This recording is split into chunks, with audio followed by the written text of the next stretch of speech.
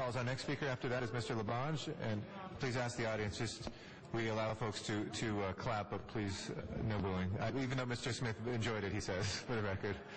Mr. Rosendahl, Mr. Labange, Ms. Hahn. Thank you, Mr. President. Of course, I want to continue the moratorium so we can work this all out. But you know what I'd like to see? We just had a huge meeting of city workers who might lose their jobs. How about creating a revenue stream for marijuana?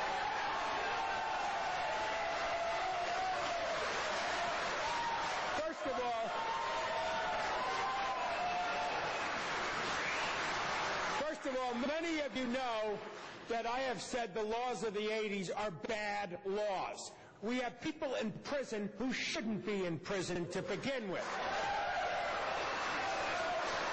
So when are we going to grow up as a nation and deal with the reality of marijuana? Instead of incarcerating people, let's deal with it in an honesty and an integrity way. But what I want to do now is every one of these clinics that ends up legitimate after this process we go through, we need to come up with a formula so that the city gets a piece of that revenue so that we can deal with our deficit.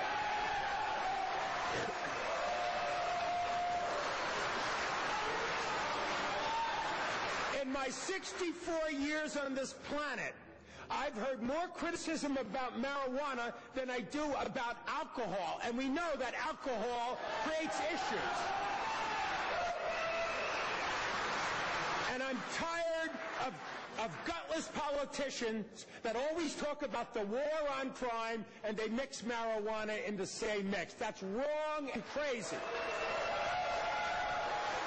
And my last comment, Mr. President, is that we have 2.3 million people in prison, more than any other place on the planet.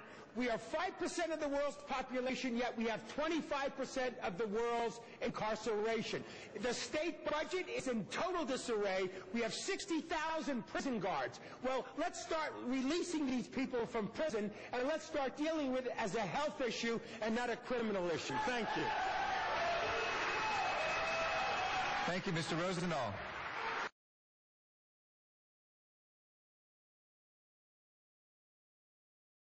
If not, then is Bruce Perwin.